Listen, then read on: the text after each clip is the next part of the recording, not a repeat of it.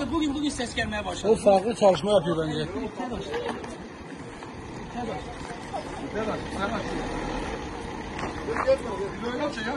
Gidiyor be.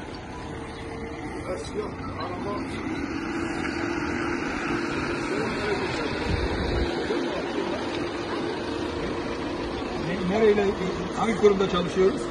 Buyur otur, inmez misiniz? Böyle uzaktan elle mi inilir? Yani siz niye öyle uzaktan ele uzatıyorsunuz da inmiyorsunuz aşağı? Nasıl? Cami yolu saat, cami saati değil. Bir iner misiniz aşağı bir zahmet? Nedir bu vatandaş? Resmi kurumdasın sen. İl müftülüğü, şoför iletişim numarası. Nasıl? Gidiyorum. Navigasyonla gidiyorum. Buradan buraya tarafa çıkıyorum. Nerede görevlisiniz? Ben il müftüsüyüm. İl müftüm, sen burada ne arıyorsun? Ben bu camiye gidiyorum. Tamam mı? Cami nerede? Ben yolunu bilmediğim için Cami yolunu müftü, il müftülüğü mü bilmiyor? Elini öpeyim seni. burada 2200 cami var. Ben hangisinin yolunu bilirim?